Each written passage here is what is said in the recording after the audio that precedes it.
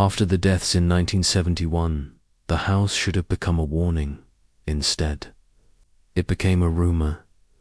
People talked about it quietly, usually after dark, usually with a glance over their shoulder as if the walls themselves might be listening. The official explanation, a gas leak, was accepted by the newspapers and ignored by everyone else, because the house did not feel empty. In 1982, another family moved in. A single mother and her teenage daughter. The price was low. The seller was eager. The paperwork moved faster than it should have. Within days, the daughter complained that the basement door would not stay closed. It didn't swing open violently. It drifted, slowly, deliberately, as if something on the other side was leaning against it. The mother began waking up at exactly 2:17 a.m. every night. No alarm, no sound, just a sudden awareness, like someone had called her name without speaking. She described the sensation as pressure, not pain. Pressure, as though the air in the room had thickened, becoming harder to pull into her lungs. She started sleeping in the living room, then stopped sleeping altogether. 3 months later, the daughter disappeared. There were no signs of struggle. Her bed was still warm. Her shoes were by the door. The basement door stood open for the first time since they moved in. The case went cold in less than a week. The mother left town without selling the house. In 1995, a retired couple bought it at auction.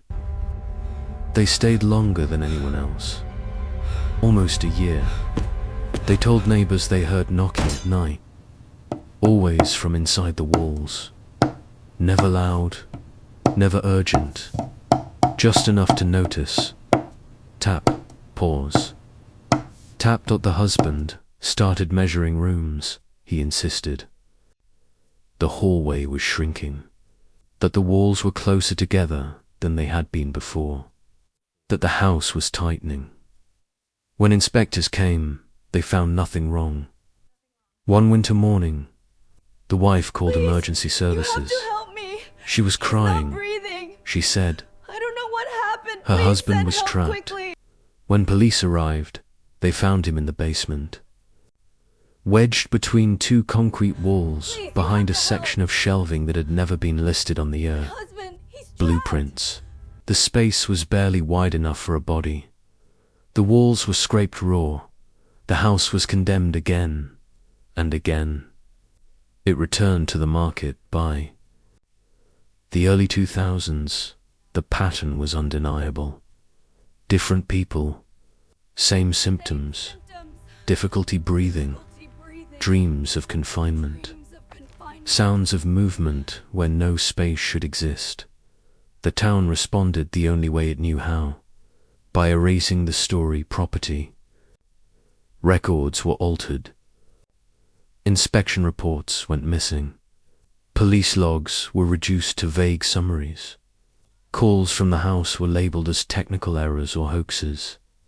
Eventually, the house was reclassified. Vacant, not abandoned, not condemned.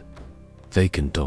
A legal term that allowed everyone to stop asking questions. The emergency calls, however, never stopped. They were always the same. Weak voice, strained breathing, the sound of something heavy shifting in the background. I'm still here. The dispatcher logs show that many operators hung up before the call ended. Some transferred the line without explanation. One quit the following day. No one wanted to be the person who listened too long. That changed when the recordings were finally reviewed. The investigator was not a police officer, not a journalist, not even a paranormal researcher. He was a contractor. His name never appeared in the news, and he never wanted it to. He had been hired by the county to assess older properties for potential demolition.